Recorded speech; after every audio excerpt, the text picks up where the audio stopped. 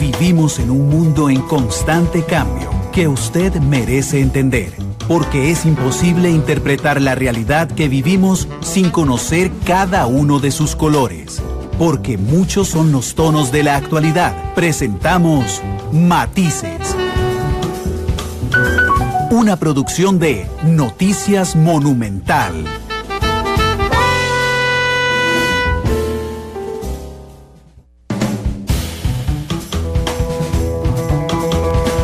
Hola, ¿qué tal? Muy buenas tardes, bienvenidos a Matices, este espacio de Radio Monumental, que es una producción del Departamento de Noticias, en el que analizamos los temas que son noticia en Costa Rica y en el mundo. Muchas gracias de verdad por estar con nosotros en este segundo programa de la semana, que es justamente el primer Matices internacional que tenemos en aproximadamente 2 meses, que habíamos estado absortos completamente en temas electorales.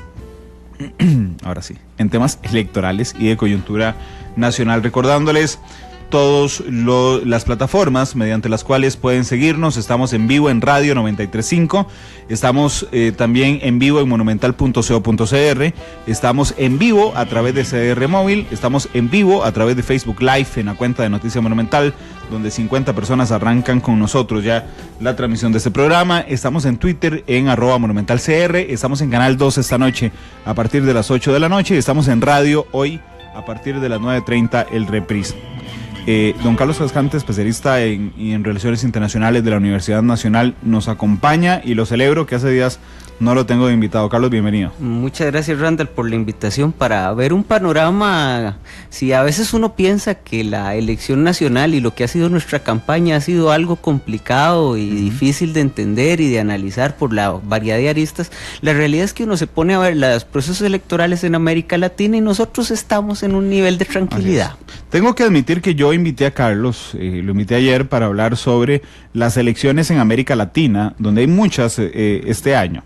Está, por ejemplo, está el cambio de toma de mando en Chile, están las elecciones de Paraguay, están las elecciones de Colombia, están las elecciones en Venezuela, están las elecciones en México, por ejemplo, están las elecciones en Brasil, más adelante en el año, y las de Costa Rica, por supuesto, parte de las elecciones que nos van marcando. Está faltando la elección del nuevo gobierno en Cuba. Ya las elecciones parlamentarias fueron y la elección del nuevo gobierno en Cuba. El cambio de mando. Yo, ¿sabes? Y te voy a decir una cosa, lo omití al propio. Es un cambio de mando en Cuba, pero ahorita vamos a hablar de eso. Pero resulta, Carlos, que yo tengo que decirlo esta tarde. Yo empecé a sospechar esta mañana que Donald Trump escucha la primera emisión de Noticias y Matices, porque cada vez que yo digo que va a venir Carlos Cascante a analizar un tema internacional, Trump sale con algo que nos obliga a variar, aunque sea un pedacito del programa. Y hoy, justamente 3 minutos después en la mañana de que anunciábamos que Carlos Cascante iba a estar con nosotros analizando las elecciones en América Latina, resulta que Donald Trump decide separar a su secretario de Estado, entiéndase en nuestro sistema político el canciller del gobierno de Estados Unidos, que era Rex Tillerson, y nombra en ese cargo al director de la CIA, Mike Pompeo. Así es que ya voy a entrar a las elecciones en América Latina, pero es que necesito complacer a Trump. Mira, tal vez 3 reflexiones. La primera reflexión es que esto se venía hablando desde hace meses. De hecho, creo que en el último programa que tuvimos sobre Trump, vos me hiciste la consulta de que si alguien detenía a Trump, que qué papel jugaba Tillerson. Y yo de una vez te dije, Tillerson está esperando que lo echen. Porque desde hace meses se había escuchado que había al menos 3 focos de conflicto entre las visiones de Trump, si se les puede dar ese nombre, y las visiones de Tillerson. El primer foco era Corea del Norte, donde Tillerson sostenía que había que bajar el nivel de la intensidad y que había que conversar, lo que al final sucedió por intervención de China y de Corea del Sur. No tanto por Tillerson. En segundo lugar Pero pasó. En segundo lugar estaba la relación con Rusia, que a pesar de los lazos de Tillerson con las autoridades rusas en materia petrolera, no era tan cercano como sí lo demostró ser Trump al aura de Vladimir Putin. Y el tercero, que es el que decanta el despido de hoy, según las fuentes oficiales, es la visión del tratado nuclear con Irán. Recordarán las personas que siguen estos temas internacionales que los Estados Unidos y un grupo de países europeos, potencias nucleares, llegan a un acuerdo con Irán para reducirle las sanciones a cambio de que Irán abra su espacio territorial para revisiones constantes y que no se convierta o no acelere su producción o su posible conversión a una potencia nuclear. Tratado que los socios europeos de los Estados Unidos han acuerpado, que las Naciones Unidas, que ha hecho las inspecciones, ha acuerpado, pero que Trump dice que es un mal tratado, un mal legado de la época de Obama. Y Tillerson era un defensor de ese tratado y muchas veces detuvo la locura de Trump de salirse de ese tratado que realmente provocaría una serie de incidentes en el Medio Oriente bastante perjudiciales para la política de las potencias en esa zona y para las personas que viven en esa zona. Entonces esas eran las tres, digamos, elementos de disputa, de visiones de la política exterior de los Estados Unidos. La segunda reflexión es que Tillerson era de los ministros o de los secretarios de Estado más débiles de la historia de Estados Unidos. Un analista estadounidense dice que los secretarios de Estado, usted les mide el poder por 4 elementos. Les mide el poder a partir de su relación con el presidente, les mide el poder a partir de su relación con la burocracia del Departamento de Estado, les mide el poder en su relación con los otros miembros del gabinete y les mide el poder en su relación con el entorno internacional, es decir, que también sean vistos por los otros países. Esos son los 4 elementos del poder de un secretario de Estado. Tillerson no se llevaba con Trump, Tillerson tenía un pleito abierto con la burocracia del Departamento de Estado, incluso hoy sale un anuncio interesantísimo donde gente dentro del Departamento de Estado está muy contenta con la salida de Tillerson. Tillerson había sido incapaz de llenar ciertos vacíos de puestos en el Departamento de Estado porque todo el mundo le estaba renunciando. Por otra parte, Tillerson no era especialmente popular con los otros miembros del gabinete de Trump, aunque tenía una relación más o menos aceptable con John Kelly, con Mattis, el secretario de Defensa. Incluso dicen que John Kelly es el que le anuncia el viernes que lo van a echar hoy. Okay. Porque nunca habló con Trump. Y por último, Tillerson no tenía la confianza de sus otros colegas en el mundo de la diplomacia internacional, porque si Tillerson decía una cosa, muy probablemente Trump llegaba y decía otra cosa. Sí, entonces no tenía el peso, la autoridad. No tenía ninguna autoridad. Y la última reflexión es sobre Mike Pompeo. Mike Pompeo nunca hemos cambiado tanta gente, creo que no tuve tiempo de revisar los cambios en la CIA, pero yo creo que nunca habían cambiado tan rápido. En un año hemos tenido 2 cambios de director de la CIA. Uh-huh. Mike Pompeo es considerado dentro de la política estadounidense lo que se denomina un hawk.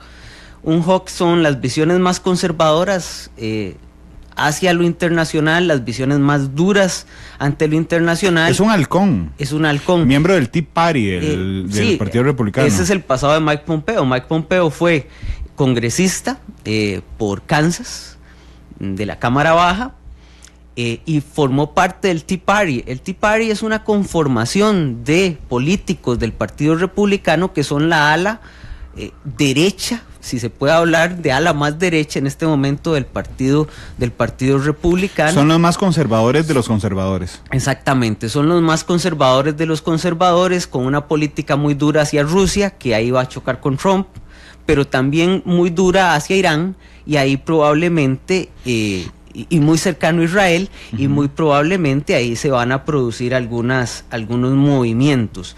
Sin embargo, las fuentes dentro del Departamento de Estado lo que dicen es que prefieren tener a Pompeo porque con eso les pueden llegar más presupuestos. Recuerden que en la época Tillerson de un año, el Departamento de Estado sufrió uno de los recortes más brutales de su presupuesto en años, por la lejanía entre Tillerson y el presidente Trump. Entonces se supone que con Pompeo las cosas pueden mejorar y que ellos tendrán la capacidad y que Pompeo tendrá tal vez mejor cercanía con la burocracia y que la burocracia podrá tener alguna influencia sobre las decisiones que tome.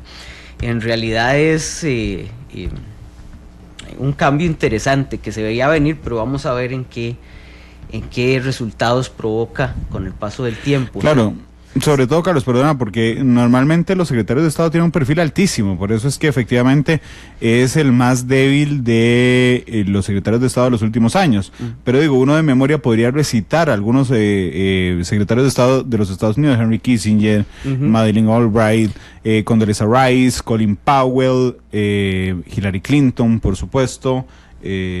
Claro, y que no necesariamente que no necesariamente se llevaban bien con el presidente. No, pero tenía autoridad. Kissinger vivía en un pleito con Nixon, pero Kissinger tenía mucho peso en las otras esferas del poder de los Estados Unidos, entonces el no estar tan bien con él era más bien un mecanismo de retención del presidente, de contención del presidente. Claro, Tillerson no era nadie en la política estadounidense.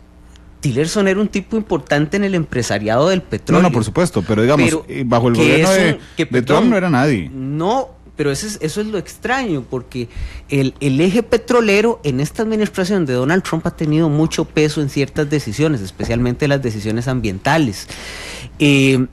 Pero los choques directos con ciertas visiones, y creo yo que el choque más difícil que ha tenido, cuando estamos hablando del Departamento de Estado, estamos hablando de un montón de personas que tienen mucha experiencia en el manejo de la política exterior. Es la Cancillería. Sí, pero es una Cancillería profesionalizada a muy altos niveles. No es una Cancillería de país de tercer mundo, es una Cancillería de país de primer mundo.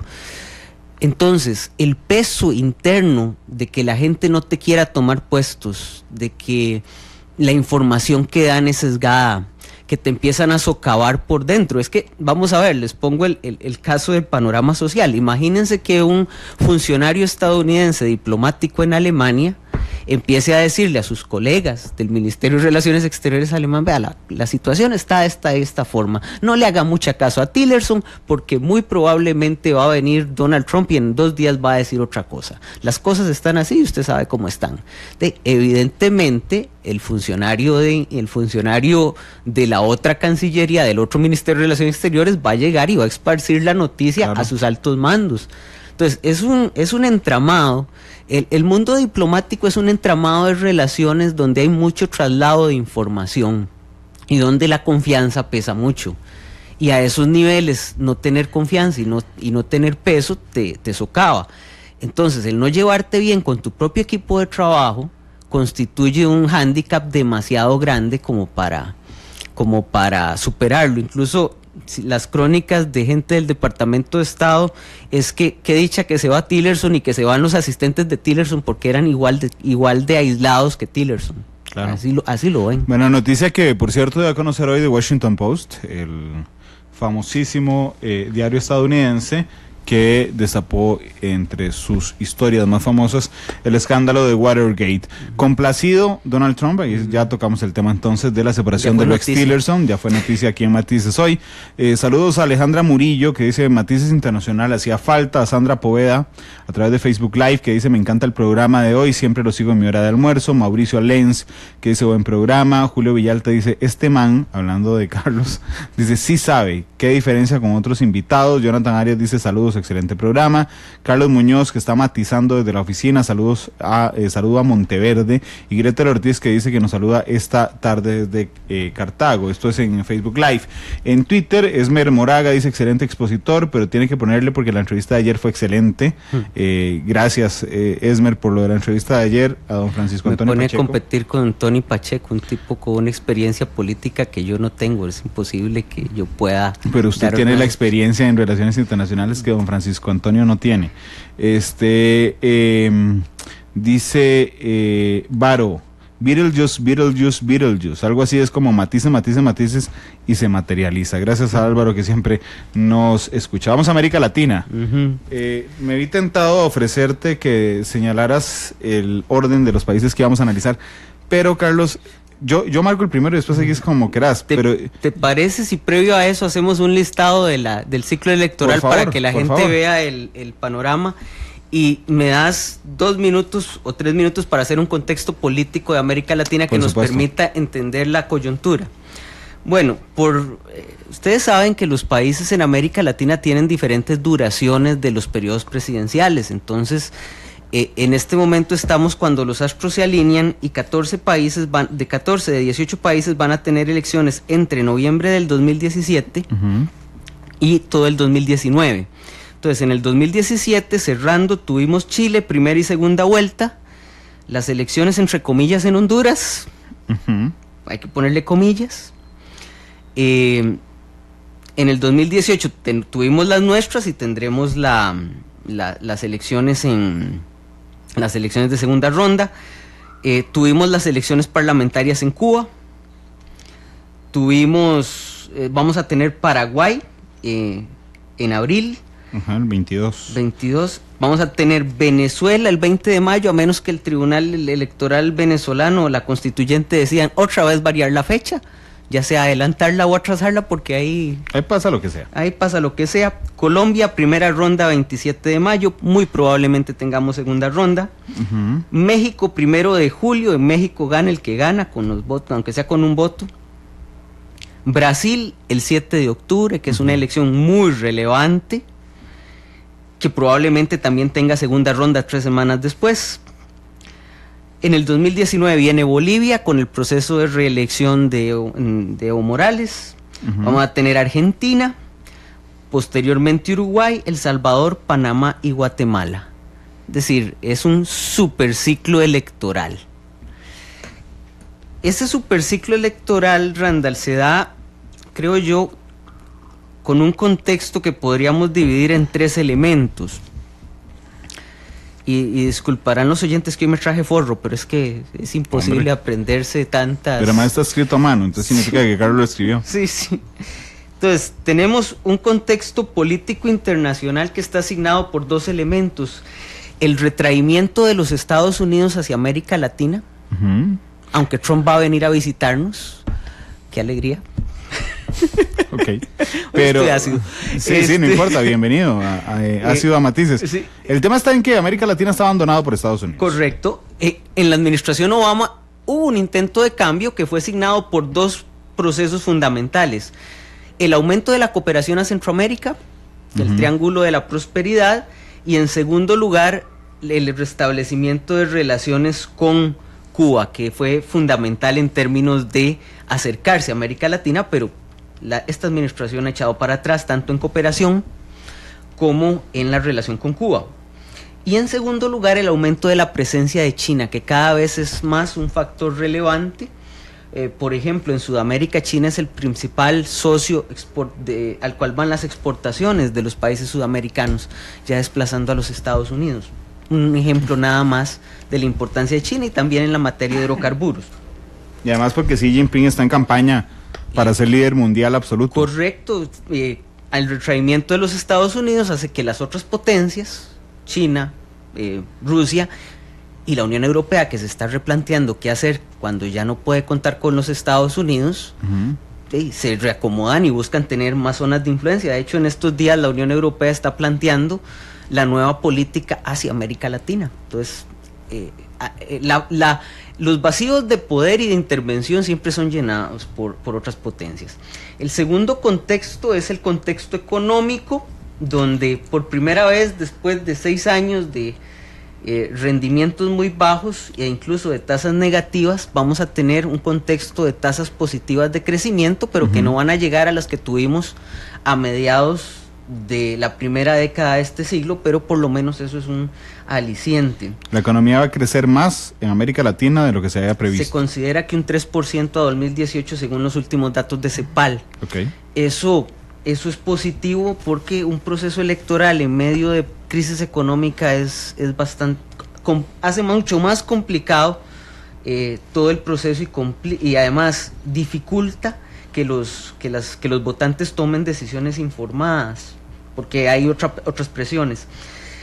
Y por otra parte, el ciclo económico negativo sí ha traído en los últimos años un aumento de la pobreza. En el 2002 América Latina tenía un 45.9% de su población en pobreza. Después del ciclo, digamos, de la izquierda en América Latina, que es uno de los grandes méritos del ciclo de la izquierda en América Latina, fue que la pobreza se bajó al 2015 al 29.5%, pero la recesión económica ya está pegando. Para datos del 2016 hay 30.7% de pobres y un 10% de pobreza extrema. De hecho, la pobreza extrema no bajó tanto en ese periodo de tiempo. Entonces sí tenemos un aumento relativamente pequeño, pero siempre significativo, de la pobreza para este ciclo electoral. Por lo menos frenó su disminución, que era lo que había logrado efectivamente, a un costo muy alto, por cierto, los gobiernos socialistas. No, y con unas ventajas económicas tremendas, que era que los bienes de producción intermedia y los recursos energéticos estaban muy caros, entonces tuvieron mucha plata para hacer política social. En este momento que la economía va a tener un crecimiento pues normal relativamente, nos vamos a dar cuenta si las políticas fueron las correctas, porque si esto se devuelve muy rápidamente, nos vamos a estar en la idea de que lo que se hizo fue simplemente paliar la pobreza sin crear verdaderamente con base en riqueza. El petróleo. Con base en recursos. En commodities particularmente, pero digamos... el petróleo para países muy específicos como Ecuador, como Venezuela. Y por último, el aspecto más complicado es el de la confianza en el sistema. Hace unos meses, la POP, que es el Laboratorio de Opinión Pública para América Latina de la Universidad de Vanderbilt, saca un interesante estudio que lo saca cada 2 años de la situación política en América Latina, que básicamente es una encuesta que se aplica por igual a todos los países de América Latina. Entonces te permite ver ciertos niveles de confianza en el sistema. Nada más quiero sacar 3 datitos que me parecen relevantes. Para el 2010, la confianza de las personas entrevistadas en los partidos políticos era de 23.8%, ya es baja. Es decir, personas que dicen que confían en mucho o algo en los partidos políticos. Para el 2016-17, que se realizaron las encuestas en esta ocasión, había bajado un 17.5%. Estamos en un continente en donde el partido político ya no es una referencia, ya no hay identidad de partidos y la gente desconfía de figuras ligadas a partidos políticos. Eso implica que la gente prefiere movimientos o figuras individuales que tengan un alto carisma y ojalá que sean outsiders de la política. El apoyo a la democracia en el 2010 andaba en el 68.5%, personas que consideraban que la democracia representativa era buena para su país. Para el 2016-2017 bajó a 57.8%, es decir, cada vez confiamos menos en la democracia como un sistema político aceptable. Eso fomenta soluciones mesiánicas y figuras autoritarias. Y por último, el que más me parece relevante, porque voy a dar un dato sobre Costa Rica que yo me quedé helado al verlo, que es el apoyo a un posible golpe de Estado. O sea, ¿cuánto apoyaría usted un golpe de Estado? Entonces, en 2010 el 41% de la población entrevistada en toda América Latina estaba de acuerdo en los golpes de Estado cuando existiera corrupción o un aumento de la inseguridad ciudadana exorbitante. Para el 2014 había bajado a un 31.7%. Ahí hay mucho de política educativa, de mejoras económicas. Pero para este año 2016-2017 subió a un 37.7%. Para esta encuesta, para el 2016, y ahí voy a dar nada más un flechazo de Costa Rica, resulta que se le consulta a los entrevistados que cuánto apoyarían un golpe de Estado en caso de que existiera mucha inseguridad o en el caso en que existiera mucha corrupción.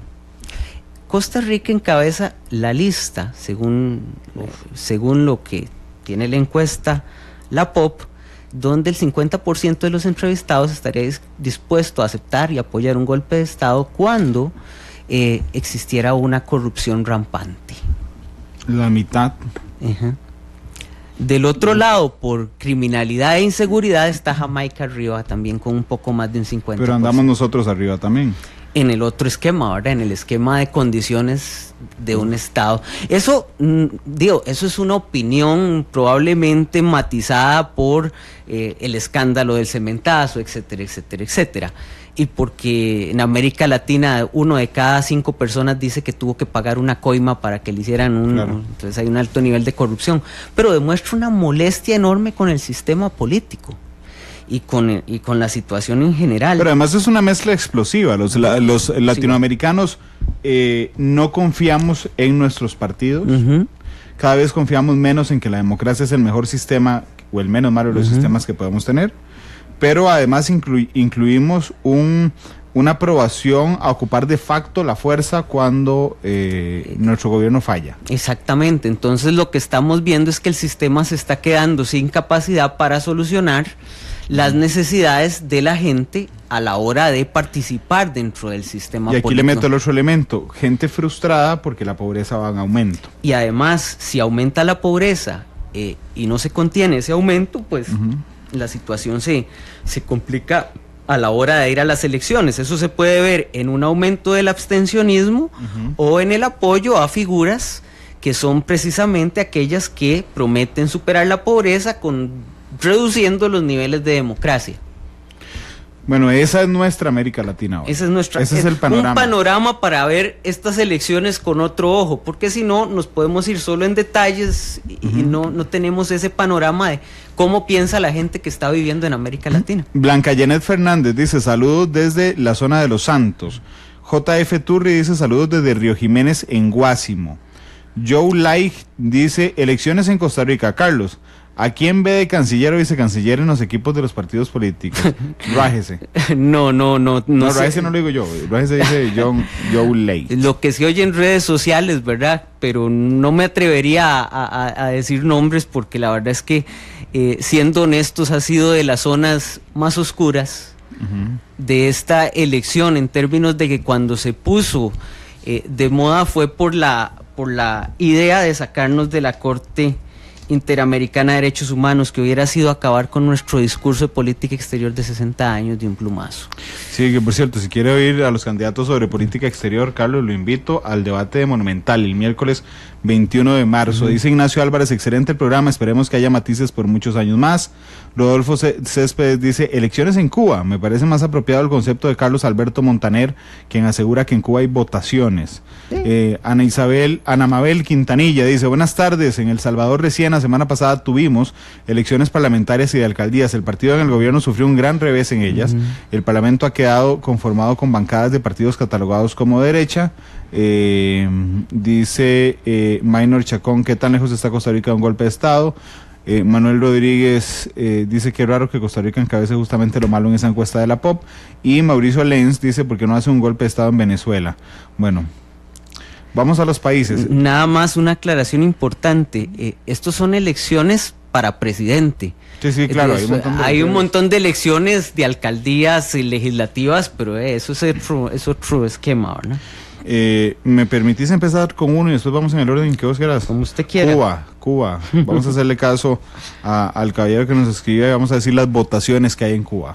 Bueno, básicamente, para poner a la gente en contexto, el régimen político cubano se acerca mucho a un sistema parlamentario. Lo que se elige es una gran asamblea del poder popular, y esa asamblea del poder popular elige un consejo de ministros integrado, si no me equivoco, por 31 ministros, y de ahí sale el presidente de Cuba. En esta ocasión, de acuerdo con las reformas impulsadas por Raúl Castro, ya él cierra su ciclo en la política, en el gobierno cubano, no así como secretario general del Partido Comunista. Por el sistema cubano, razones que todo el mundo conoce, en Cuba, de los 601 diputados son del Partido Comunista Cubano. Entonces, realmente lo interesante de las elecciones en Cuba está vinculado con quién va a suceder a los Castro, pero más que quién va a suceder a los Castro, porque toda apuesta que va a ser Miguel Díaz-Canel, el actual vicepresidente, La pregunta es, ya sin los Castro en el poder, y los Castro con un poder reducido a futuro en términos de que Raúl ya tiene su edad y pronto, probablemente por envejecimiento, por muerte, no va a estar metido ahí, ¿cómo se va a organizar el sistema sin la égida de los Castro? Entonces, fundamentalmente ahí lo que se ve es una pelea entre dos generaciones. La generación de la revolución, gente mayor de 70 años que participó en el combate muy joven, y la generación de los que están ahora en los 50 años, que fueron, por ejemplo, el canciller Bruno Rodríguez, que fue el que patrocinó y que impulsó el acuerdo con los Estados Unidos. Claro, que fueron los que nacieron con la revolución en el poder. Es correcto. Los que solo han conocido a los Castro en el poder. Los que solo han conocido a los Castro en el poder. Y la renovación de la cultura en términos de cambio generacional, que eso va a ser muy interesante. Entonces se habla de dos bloques muy fuertes, generacionales, que están en disputa. Los hijos de Raúl, una va a ser diputada, pero se considera una aperturista del sistema, y el otro, más bien metido en la parte militar, se considera más bien pro conservación del sistema. El elegido de la sucesión, Miguel Díaz-Canel, lo que ha dicho es que él no ve la necesidad de cambios.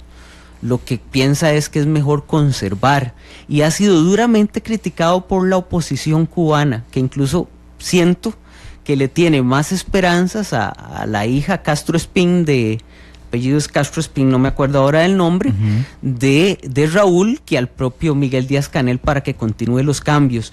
Y a que no continúen los cambios colabora la política de los Estados Unidos. Hay que entender que la política interna de Cuba está sumamente vinculada con los Estados Unidos. Todas las proyecciones que Cuba hace, lo hace tomando un 90%, un 80% tal vez, lo que pase con las relaciones en los Estados Unidos, con los Estados Unidos.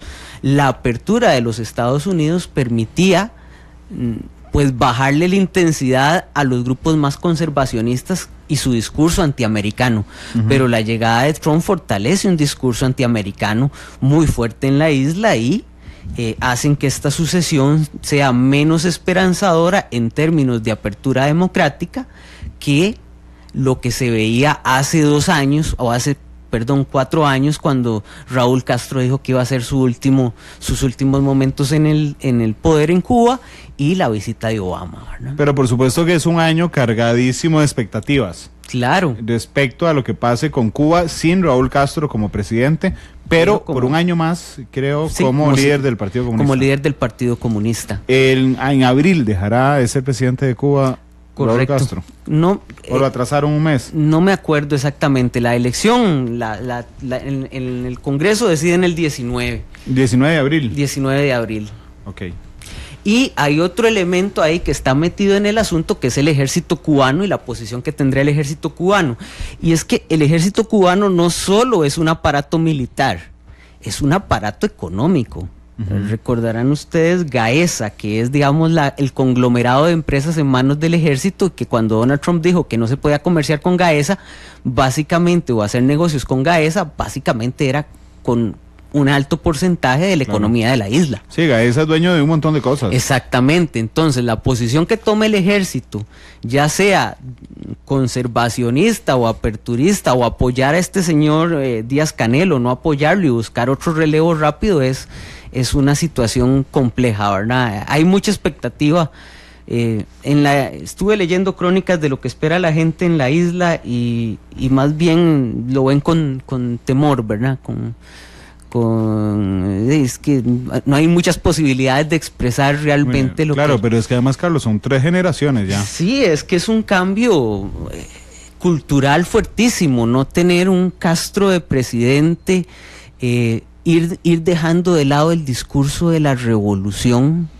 Digo, es que no es lo mismo que lance un discurso pro-revolucionario de la revolución cubana alguien que haya estado en Sierra Maestra y que haya peleado, a personas que nacieron bajo el sistema y lo han vivido distinto. Entonces es un cambio de la cultura puede ser un cambio en la cultura política, un cambio en la cultura, en la cultura o en la sociedad cubana, que habrá que estudiar con mucha atención. Pasemos de país. ¿Te marco o vamos dale. avanzando? Bueno, empecemos por Chile, donde se dio a finales de 2017, donde se dio la toma de posesión el fin de semana entre dos personas que prácticamente han venido alternando el poder. Sí, en Bachelet, Chile, Piñera. En Chile se puede la reelección no consecutiva. De la elección de Chile habría que rescatar 3 elementos. En primer lugar, fue la primera elección en Chile donde la gente no estaba obligada a ir a votar. En Chile, hasta esta elección, el ir a votar, si usted no iba a votar, tenía que justificar por qué no votaba. Entonces había un alto porcentaje de participación. En esta se quitó esa obligación y se dejó en manos de la voluntad popular ir o no ir, y se produjo un inmenso abstencionismo, señal un poco de la deslegitimación del sistema. En segundo lugar, se produjo una división fuertísima de la izquierda. Se creó el Frente Amplio chileno, que logró obtener el 20% de los votos, mientras que el candidato oficialista de centro izquierda pues consigue apenas un 23-24% de los votos, pero la derecha también se divide entre la centro derecha de Piñera y una derecha más extrema, que obtiene y que le quita muchos votos a Piñera. En la segunda ronda, el candidato oficialista Gilibert no consigue llamar a la izquierda a votar en su conjunto. ¿Por qué? Porque era un tipo que más bien había lanzado al centro. No entendió que la izquierda se había polarizado y que si quería obtener los votos de la izquierda tenía que polarizarse más. Entonces escogió más bien un discurso de centro, y el centro ya estaba ocupado por Piñera más que por... Pero pareciera que Chile camina en una senda de centro, con diversas oscilaciones en cada periodo presidencial, pero son gobiernos de centro izquierda y de centro derecha, ¿no? Sin extremos. Y los analistas chilenos dicen que era una elección aburrida porque ninguno de los dos que quedara iba a hacer grandes cambios en el sistema. ¿Por qué? Porque había reformas que la izquierda había hecho que era muy difícil echarse para atrás. Y había elementos dentro de la política exterior chilena y la política comercial chilena que nadie de la izquierda se iba a echar para atrás. Entonces Chile tiraba al centro, pero lo que sí se nota es evidentemente un desgaste del sistema, que la izquierda no supo responder ciertas demandas, especialmente de los jóvenes chilenos, por la educación pública, y que sigue siendo una sociedad dividida entre izquierdas y derechas muy fuertes, con enormes resentimientos todavía de la dictadura de Pinochet, ¿verdad? Y también con unas diferencias sociales bastante elevadas que la izquierda no pudo resolver. Entonces pero es un país, digamos, tranquilo en cuanto a su transición electoral. Nadie salió diciendo que las elecciones estaban amañadas, alcanzaron las papeletas. Es decir, es un país serio en ese proceso de transición política, como deberían ser las transiciones políticas. No deberían de generar tanto problema, ¿verdad? Vamos a Honduras, donde sí hay problemas, donde sí hay unas transiciones muy complicadas. Es una vorágine de situaciones complejas lo que pasa en Honduras. Te acordarás del programa que tuvimos que lo único que garantizaba que Juan Orlando Hernández siguiera en el poder después de la elección corrupta que se produjo es que tenía en sus manos el ejército, y básicamente así se ha mantenido, con el apoyo de los Estados Unidos, que reconoció el gobierno. Cuando la OEA lo que pidió los observadores de la OEA lo que pidieron fue hacer unas nuevas elecciones, porque no había confianza en el proceso electoral. Que ese es otro elemento que está generando resquemor en la desconfianza en América Latina, que no dije antes. Según la POP, cada vez la gente confía menos en los procesos electorales. Y Honduras, y en el caso de Honduras es que yo no sé con qué cara van a salir los políticos dentro de 4 años a pedir votos, y no sé si no importa quién vote, las elecciones se van a definir de otra forma. Eso es lo que da la impresión. Está en crisis Honduras, bajo esos términos. Está en crisis, y lo único que lo sostiene es que el ejército está con Juan Orlando Hernández y jamás aceptarían un partido donde el cual estuviera Mel Zelaya metido. Entonces la oposición está en una situación, creo yo, que bastante también de pocas salidas políticas dialogadas, ¿verdad? La única forma en que la oposición puede hacer algo es reafirmando su rechazo al sistema, pero eso tampoco ayuda mucho a salir del conflicto, ¿verdad? ¿Y la crispación de la gente en Honduras? Mira... O sea, ¿vive tranquilo Honduras hoy, después de las elecciones? Mira, ha habido levantamientos constantes. No te sé decir lo que ha pasado en la última semana, pero evidentemente se sigue el llamado a la desobediencia civil. Creo que todavía sigue el toque de queda. Y eso ya de por sí ya es una sociedad marcada, ¿verdad? Un gobierno ilegítimo para la mitad de la población. Entonces no se ve halagüeño el futuro del presidente Juan Orlando Hernández. Depende de un apoyo que le dé el ejército.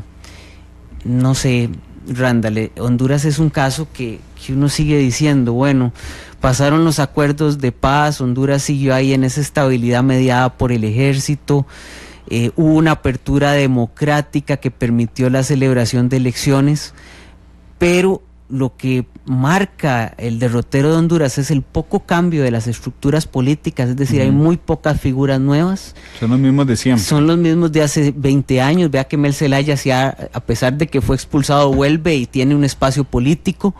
Y por otra parte, las figuras nuevas que salen son figuras poco serias, que es el caso de Salvador Narrala. Entonces uno dice, bueno, esto es un círculo sin salida y sin retorno, y eso sin contar en los problemas sociales que vive el pueblo hondureño. Sí, que Salvador Narrala es un narrador de fútbol. Era un narrador de fútbol, presentador de espectáculos públicos, entonces uno dice, bueno, ¿qué preparación tiene para gobernar? Ahí estábamos hablando de Honduras. Permitime brincar a Colombia, donde este fin de semana fueron las elecciones parlamentarias. Las ganó por mucho el expresidente Álvaro Uribe, los uribistas. Los uribistas, el uribismo, porque ahí sí hay un caudillo clarísimo, clarísimo. Sí, el expresidente Uribe. Pero además tenía una particularidad, es la primera elección esta parlamentaria donde participan las FARC como partido político, pero además cuando todos teníamos una expectativa, ahora leía más temprano un análisis de la BBC de Londres respecto a las elecciones en Colombia, y bueno, todo el mundo apostaba a lo complicado o a lo llamativo que iba a ser la presencia de Londoño, alias Timochenko, que se retiró la semana pasada por motivos de salud, así es que las FARC se quedan sin candidato presidencial. Sí, en términos generales las elecciones las ganan los partidos de derecha, ¿verdad? Ya sea el uribismo o el partido liberal, son los que tienen mayor cantidad de escaños en el Congreso, se decantan como los favoritos para la elección de mayo. El polo de izquierda o la línea de izquierda es Gustavo Petro, que fue alcalde de Bogotá, de un partido que se llama Movimiento Progreso o Progresos, que es una figura bastante peculiar, muy popular entre la población, que logra en esta elección sacar 2.400.000 votantes, que es para la izquierda en Colombia un gran reto. Colombia generalmente tiende a elegir entre liberales y conservadores del siglo XIX, es decir, partidos de derecha, y lo que le ocurre a las FARC es básicamente un fracaso electoral terrible, lo que demuestra que no es lo mismo tener una guerrilla que tener un partido y competir en el proceso electoral. No saca 100.000 votos. Las FARC siempre sostuvieron durante su existencia armada que si los dejaban participar en política iban a demostrar el apoyo que tenían del pueblo. Lo cierto es que los dejaron y no tienen ningún apoyo. Sacaron 100.000 votos, alias Timochenko participa en unos mítines, le hacen mucho escándalo en los mítines. Yo creo que la renuncia de Timochenko, aparte de las críticas al sistema político, porque las FARC criticó que no tuvieron la capacidad de que les dieran dineros o no, críticas de ese tipo, que no se les protegió a sus líderes, que hubo incluso asesinatos contra líderes de las FARC. Lo cierto del caso es que la elección del domingo los dejaba muy mal parados para una elección nacional. Y ya tienen, recuerden, por el acuerdo de paz, escaños garantizados en el Congreso, sí, y en el Senado, en la Cámara Baja y en la Cámara Alta. pero no sacaron la votación suficiente como siquiera para ganar uno más. Entonces fue realmente una lógica que uno entiende ahora, que la política y el hacer política electoral y política de partido es un arte complicado y que se aprende poco. Y yo me quedaba pensando en el caso de la guerrilla salvadoreña del Frente, cuando se convierte en partido y tuvo que pagar políticamente, una vez convertido el partido, el precio electoral de no ganar y que les hicieran jugadas sucias, hasta que finalmente lograron consolidar un discurso que fuera atractivo para el electorado. Bueno, igual que el Frente Sandinista nicaragüense, que llega al poder en el 79 por la fuerza, somete a votación y pierde. Cuando hacen elecciones más o menos libres, ganaron dos elecciones en los 80 bastante cuestionadas. Claro, cuando hacen elecciones libres. Pero, Randall, la diferencia de estos dos casos es que tenían un caudal electoral inicial. Claro. Esta gente está partiendo de un caudal electoral de 100,000 votos. O sea, no para la población colombiana es nada. Para una población colombiana es nada. Pero Uribe, solo él sacó más que ellos, y por mucho. Uribe en su escaño para senador. Entonces lo que demuestra es que el pueblo colombiano no estaba a favor de las FARC, estaba a favor mucho del proceso de paz, que era la otra pregunta que te iba a decir, que por cierto, aclarando que las FARC como partido político no se llaman ya Fuerzas Armadas Revolucionarias de Colombia, sino Fuerza Alternativa Revolucionaria del Común. Ese común está ahí metido para que hay que conservar la marca. Hay que conservar la marca. Tema de marca. Pero te quería preguntar si las elecciones en Colombia prácticamente no son un referendo respecto a si uno está de acuerdo o no con el proceso de paz, porque uno podría dividir las elecciones colombianas en dos listas: los que han criticado el proceso de paz con la FARC, Iván Duque, que es el candidato de Álvaro Uribe, Marta Lucía Ramírez y el ex vicepresidente Germán Vargas Lleras. Esos son los dos que están en contra. Y por otro lado están los que están a favor: Humberto de la Calle, que fue el negociador principal del acuerdo de paz, Gustavo Petro, que lo decía Carlos, es el exalcalde de Bogotá, y el exgobernador de Antioquia, Sergio Fajardo, que encabezaba los sondeos hace un par de meses. Lo que pasa, Randall, es que, vamos a ver, yo no lo tomaría como un referéndum al acuerdo de paz, porque en una elección entran otra serie de elementos, entran otras perspectivas, entran otros temas económicos y sociales de fondo. Entonces no se puede tomar exactamente como un referéndum. En el referéndum ya sabemos qué se hizo y lo perdió el acuerdo y tuvieron que reformarlo. Entonces yo lo tomaría de otra forma de análisis. Yo te diría que se demuestra que la sociedad colombiana tiende más bien a la elección de partidos de derecha, que la gran duda en la elección que se viene en mayo es cuáles son los dos que van a pasar, porque está claro que el uribismo probablemente pase, pero al uribismo no le da para ganar. Necesita acuerdos. Que si la disputa es entre la derecha uribista y la derecha de Germán Vargas Lleras, o la derecha de... ¿Cuál era el otro?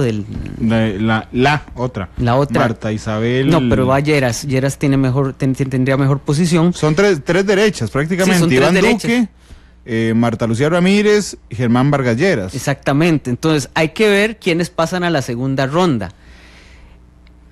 La izquierda difícilmente pasará a la segunda ronda en Colombia. ¿Incluyendo a Humberto de la Calle o a Petro? A Petro, difícilmente. Humberto de la Calle no es de izquierda. Sí, bueno, es de gobierno. Es de gobierno, es un centro. Entonces, generalmente lo que ha pasado en las elecciones pasadas en Colombia es que pasa el uribismo y pasa el centro. Claro. Santos contra el candidato de Uribe. Y entonces la izquierda colombiana ahí sí tiene una mayor capacidad de influencia política, porque te va a dar los votos para que le ganes al uribismo. Entonces el programa de gobierno del centro va a tener que tener tiene que darle ciertas concesiones a la izquierda. Es decir, la izquierda en Colombia funciona como un poder de veto y de elección, pero no como una fuerza posiblemente ganadora. Inclusive, vamos a ver, Humberto de la Calle es el candidato de Santos. Correcto. Ni siquiera si lo ves en segunda ronda. Habría que ver cuánto pesa Santos en esa elección. Recuerde que el presidente Santos en este momento es una figura muy impopular en Colombia, tanto por los acuerdos de paz, es decir, lo odia a la mitad del país, como por la gestión económica. Entonces, su condición ahora es bastante difícil, es complicada para aquellos a los que él acuerpe. Déjame hacerte una pregunta complicada, porque dice Agustín, ¿para qué buscar mucho? Ese señor, Carlos, es el canciller que ocupamos. Lo malo es que Matices se queda sin su presencia. Yo necesito asegurarme que aunque Carlos en algún momento sea canciller de la República, seguirá viniendo a estos micrófonos, don Carlos Cascante. Con todo respeto, para ser canciller se ocupa una serie de... Yo, Randall, fui diplomático de carrera. Y cuando uno trabaja en la diplomacia se da cuenta que la única forma de ser un canciller bueno es con experiencia diplomática de alto nivel. Es decir, no es cualquiera el que pueden poner de canciller, tiene que ser una persona experimentada, cosa que a mí me falta mucho, todavía estoy joven por dicha. ¿Experimentada en términos de diplomacia de alto nivel? De roce de alto nivel. Acabas de eliminar a los 4 últimos cancilleres. No, ¿por qué? Manuel González había sido embajador en Ginebra. Sí. Había sido ministro de Comercio Exterior, o sea, tiene una experiencia. Okay, está bien. Te doy la de don Manuel. Don Manuel, que no lo había considerado cuando hice el comentario. Antes. Bueno, Enrique Castillo sí tenía experiencia. Enrique Castillo tenía una enorme experiencia diplomática. René Castro no tenía experiencia. René Castro no tenía experiencia diplomática y le costó, o sea, que en Costa Rica un ministro de Relaciones Exteriores salga destituido es muy difícil, porque a nadie le interesa el tema. Entonces es muy difícil ser destituido y salió del gobierno, no destituido. Era el único, porque Bruno Estaño estaba antes y fue embajador en la ONU. Bruno Estaño tenía una interesante experiencia diplomática, había sido jefe de gabinete de Rojas, del ministro Rojas, había sido cónsul en París y después había ocupado el cargo de embajador en Naciones Unidas. En los países donde, yo a veces con mis alumnos vacilo y les digo, vean, en los países donde seriamente se ejerce la diplomacia, haciendo una mala referencia a nuestro país en este tipo de selecciones, les decía, el canciller es un tipo de carrera, o sea, de carrera diplomática. ¿Por qué? Porque va a tener el apoyo de su gente y ya tiene años de estar lidiando con esto, no experiencia de 4 años en un gobierno y 4 años en otro con una separación. Entonces, por ejemplo, en Brasil, el presidente que llega escoge un canciller que es embajador de carrera, y ahí escogerá entre si escoge la izquierda o la derecha, un embajador de izquierda y un embajador de derecha, porque hay embajadores de izquierda. Pero escoge un embajador. Entonces es un puesto donde realmente la experiencia vale mucho, la prudencia vale mucho, y la capacidad de estudiar los temas con profundidad vale mucho. Entonces es algo para lo cual uno no está preparado todavía, y no creo que pueda estarlo, porque hay que guardar prudencia y a veces callarse lo que uno quiere hablar, y yo viera que para eso no servía. Yo creo además que muchos diplomáticos de carrera costarricenses muy buenos no han sido cancilleres nunca. Conozco a 2 en particular: Edgar Ugalde, que fue vicecanciller y en algún momento canciller interino, pero no canciller de la República. Javier Sancho, por ejemplo, es embajador en muchísimos países, que supongo que Carlos conocerá. Ambos los conozco, don Edgar fue mi jefe.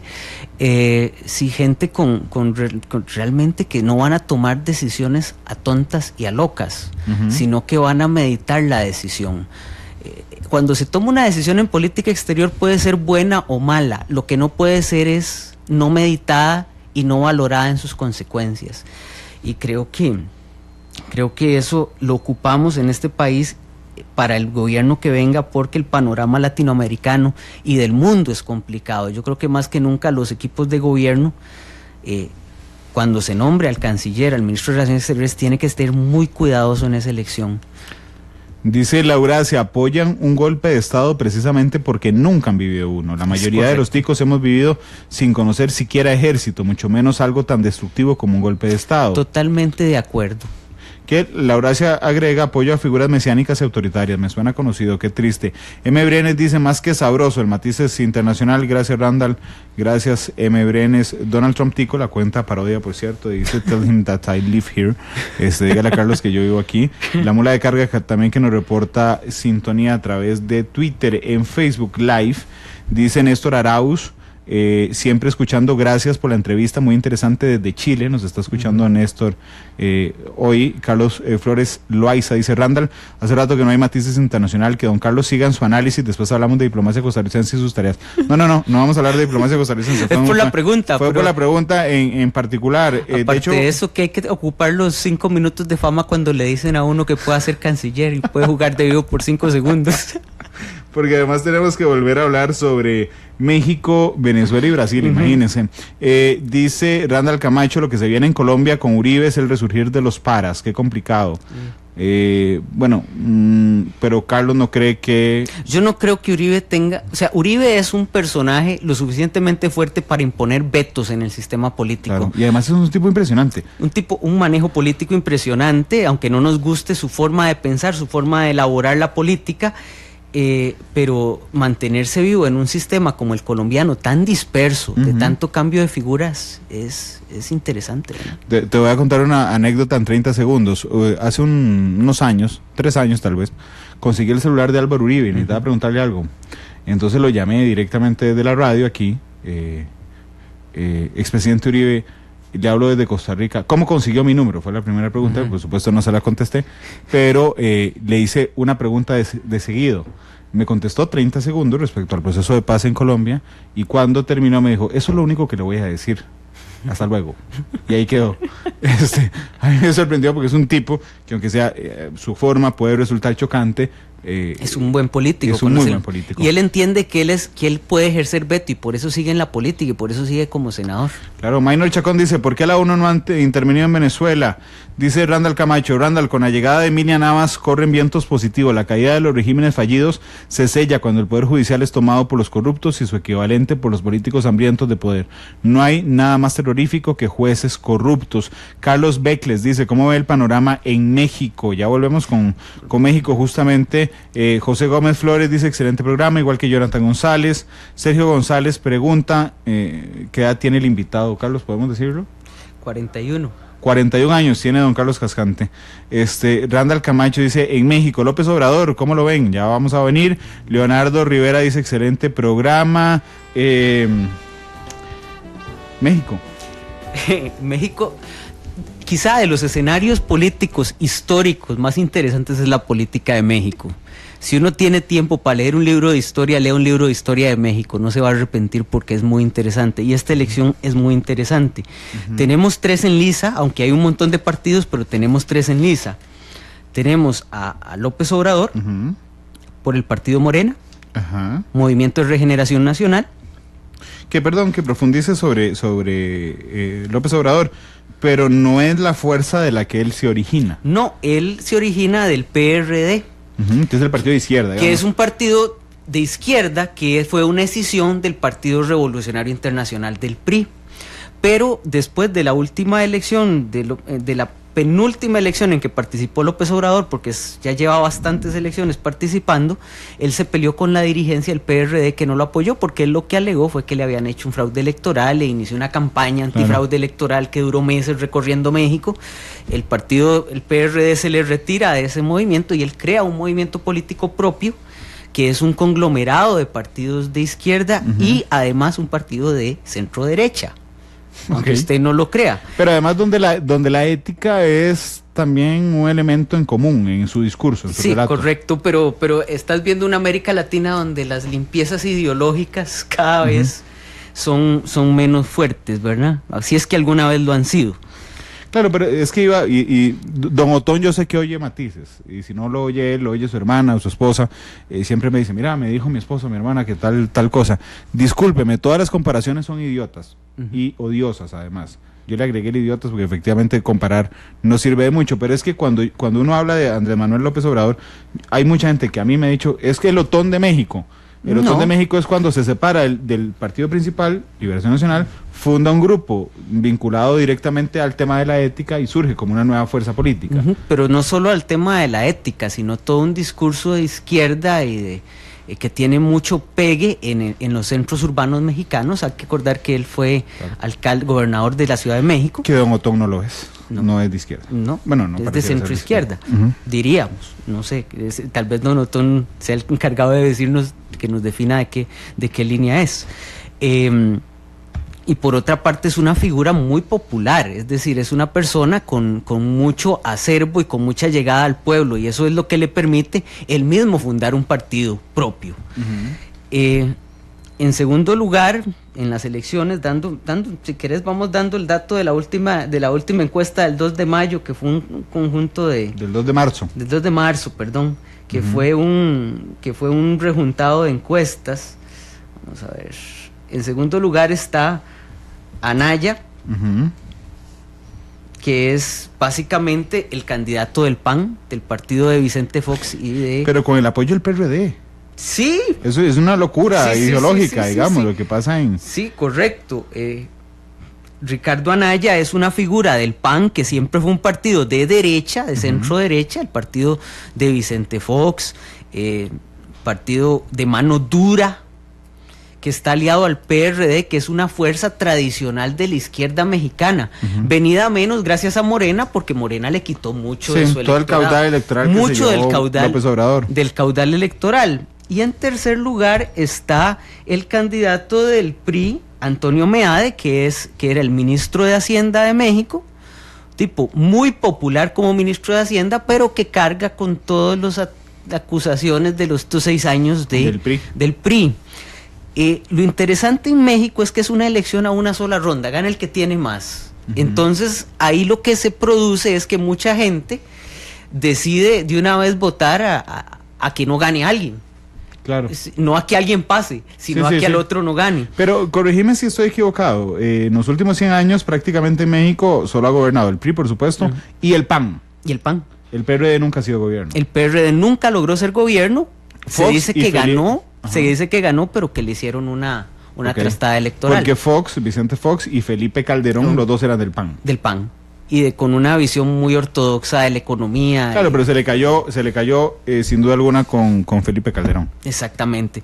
Entonces, lo interesante es que los que generan anticuerpos son López Obrador por su línea de izquierda y Meade por su cercanía con el Partido Revolucionario Institucional, y que al final el PRI sigue con la tradición de que el elegido es el elegido del presidente, ¿verdad? El destape, el famoso destape, que era el día que el presidente de México decía, bueno, el que me va a suceder es este. Claro. Entonces eso lo perjudica mucho. Si se juntan la otra parte del electorado que está con otras agrupaciones políticas menores, las posibilidades de Anaya de ganar la elección son muy altas. Entonces, el juego político en México está en la capacidad de López Obrador de que no se le vaya más electorado, un poco favorecer que se mantengan los partidos políticos menores en México, ajenos a estos 3 que están en la gran contienda, especialmente la derecha, los partidos pequeños de derecha, que si no votan por su candidato, votarían por Anaya y le darían el triunfo, y que la gente del Partido Revolucionario Institucional decida seguir votando por el PRI y no decir, estamos fuera de la contienda, nos decidimos para ver quién pasa o no a ser presidente de México. Claro, pero... Ahora, ¿qué es lo que ha fortalecido el discurso de López Obrador en esta campaña? Fundamentalmente la existencia de Donald Trump, porque López Obrador ha mantenido un discurso nacionalista mexicano de defensa de México frente a los Estados Unidos, que ahora tiene un vecino agresor, o al menos más evidentemente agresor, por otra parte, de que en México la riqueza México sigue teniendo unos enormes problemas de seguridad institucional, unos enormes problemas de distribución de la riqueza, que el discurso de izquierda pues trabaja la cuestión social, y eso es atractivo. En contra tiene toda la derecha mexicana, ¿verdad? Claro, pero menos el partido que lo está apoyando. Sí, pero un pequeño bastión de la derecha. Vos, que tenés muchísimo más conocimiento que yo en cuanto a política internacional, ¿Peña Nieto es un presidente impopular promedio o es muy impopular? Es muy impopular. Es muy impopular porque, vamos a ver, después de 8 años de que no gobernaba el PRI, Peña Nieto llega diciendo, bueno, ahora sí vamos a hacer todo lo que en estos 8 años no ha hecho el PAN. Y lo primero que le salen son acusaciones de corrupción de él, de su entorno cercano, acusaciones sobre su esposa, y lo termina de completar el problema con los Estados Unidos. ¿Por qué? Porque la población mexicana tomó como errática su política de acercamiento a Trump, claro, antes de la elección. Invitarlo siendo candidato. Correcto. Entonces ahora México está en un berenjenal. ¿Por qué? Porque porque el gobierno mexicano está en medio de una negociación del Tratado de Libre Comercio con los Estados Unidos y Canadá. El gobierno mexicano quiere que ese tratado se resuelva mucho antes de la elección. Eso muy difícilmente que pase, porque ellos quieren presentar como logro del gobierno el mantenimiento del tratado. Es que el tratado es fundamental para la economía mexicana. Si no lo consigue y va después, va a ser el gobierno que, por no tener una política firme ante los Estados Unidos, está perjudicando a la economía mexicana. Entonces creo que el PRI está en una situación muy complicada en términos de conseguir una posible reelección del partido. Y las cosas están entre López Obrador y Anaya. Claro, porque además el tema, estaba buscando aquí la lista, no me la sabía de memoria, de buscar quiénes son los últimos presidentes del PRI antes de que el PAN les ganara unas históricas elecciones, y son 2 presidentes muy, muy impopulares. Humberto Cedillo y Carlos Salinas de Gortari. ¿Qué? Porque aquí tenemos mucha influencia de la televisión mexicana, muchísimo. Correcto. Y uno lo nota cuando los chistes respecto a los presidentes de turno ya son muy fuertes. O sea, siempre se burlan del presidente. ¿Qué es lo que está pasando con Peña Nieto? Todo el mundo se burla de Peña Nieto. Y de su esposa. Y eso, sí, de su esposa, digamos, ahí que se gana, digamos, la cola de la burla. Pero todo el mundo se burlaba de Salinas de Gortari, por ejemplo. Correcto. Molesto desde el hígado. Aparte de eso, que el PRI, en sus grandes acuerdos nacionales que consiguió con la oposición, básicamente se salió de su línea política de centro-izquierda. Entonces tampoco los votantes, digamos, más tradicionalistas del PRI, que lo ven como un partido de centro-izquierda, consideran que el partido ha traicionado sus líneas. Y algo que pesa mucho en México, y créanme lo que sí, es la política exterior hacia los Estados Unidos, porque mucho de la identidad de México se construye en su relación con los Estados Unidos. Entonces, tener una política débil ante los Estados Unidos es malo para el presidente de México. De hecho, el PRI históricamente había tenido una política incluso contraria a los Estados Unidos, que se cambian los gobiernos de Salinas de Gortari y Humberto Cedillo, y que con el PAN, evidentemente, la relación, por ejemplo, entre George Bush hijo y Vicente Fox era muy cercana. Claro. Y con Felipe Calderón siguió la misma línea. Entonces, eso siempre se lo van a reclamar al presidente de México. Maynor Chacón dice: don Randall, una duda, ¿quién es más de izquierda, Patricia Mora o Tom Solís? Yo no tengo ninguna duda que Patricia Mora, realmente. Patricia Mora es de un partido que se llama Frente Amplio, que tradicionalmente es un partido. No, pero además ella es. Y ella tiene una tradición que es muy respetable, la izquierda ha hecho mucho por este país. Y doña Patricia, yo me animo a decir que es una de las mejores diputadas de esta Asamblea Legislativa. Juan Carlos Delgado dice: carga con las acusaciones, hablando de el candidato del PRI, se me parece a alguien, aquí en Costa Rica. Vean, es que eso es natural en la política. Si yo soy el candidato del gobierno, voy a cargar con la mala prensa del gobierno. Y lo bueno del gobierno. Y con lo bueno del gobierno. Lo que pasa es que en política hay una cuestión que se llama desgaste. El simple hecho de ejercer el poder te va restando capital político. Por más en su lugar que esté el presidente, por mejor que haga las cosas, hay contados casos en que un presidente sale siendo popular. Claro, nos quedan 6 minutos, así es que voy a hacer una ingratitud. Me falta Venezuela también. No, pero Brasil un toquecito. No, yo iba a partirlo en los 2, pero vamos con Brasil, que tiene tantas ganas, Carlos, de hablar. No, es que Brasil está muy interesante porque en las encuestas hasta febrero iba punteando Lula da Silva, y por bastante. Y el Poder Judicial lo mató. Y ayer, pues, el Poder Judicial brasileño emite una resolución donde dice que no hay habeas corpus, no hay nada, apenas se resuelvan las acusaciones, Lula va para adentro, va para la cárcel. Entonces ya el Partido de los Trabajadores está buscando candidato. El Partido de los Trabajadores, según las encuestas de enero, le llevaba alrededor de 16 puntos al segundo lugar en la elección, que es un candidato muy particular que se llama Jair Bolsonaro, que es de extrema derecha, pero extrema derecha. Es un tipo que se opone a los derechos LGTB, es un tipo que piensa que los terratenientes tienen que tener armas para defenderse del movimiento de los sin tierra, que son gente que pulula por Brasil, que no tienen tierra y que hacen movimientos para meterse en las tierras de los grandes propietarios brasileños. Entonces es una línea completamente de derecha. Igualmente en Brasil hay que dar chance a ver cómo se rearman las coaliciones. En Brasil no van partidos únicos a la elección, sino que los partidos más fuertes tienen que rodearse de partidos más pequeños para llegar y establecer coaliciones. Y entregar a veces las vicepresidencias, como lo hizo Rousseff con Temer. En negociaciones que uno se queda con la boca abierta de lo que hace la gente para llegar a un gobierno. Y que después hay una segunda ronda electoral, es decir, la primera es para ver quién pasa a la segunda ronda, porque nadie va a tener la votación necesaria, y ahí es donde se vuelve a remontar el juego de alianzas para ver quién gana la elección. Pero la elección en Brasil y en México son claves porque estamos hablando de los dos polos económicos de América Latina. Brasil es el polo económico del sur de América Latina y México el del norte. Entonces, cualquier cosa que pase ahí, especialmente para nosotros el caso mexicano, nos va a afectar la enorme cantidad de inversión mexicana que hay en Costa Rica, o nos podría afectar la inversión mexicana que hay en Costa Rica y nuestras relaciones políticas con México. Venezuela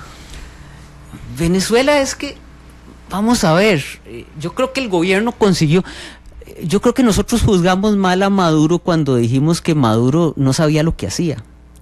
Él tenía muy claro lo que estaba haciendo, estaba desgastando por 2 años, con apoyo a veces de la comunidad internacional y engañando a veces a la comunidad internacional, dándose aire con negociaciones que nunca llegaban a ningún lado, pero dándose aire en cuanto a la posibilidad de presión internacional.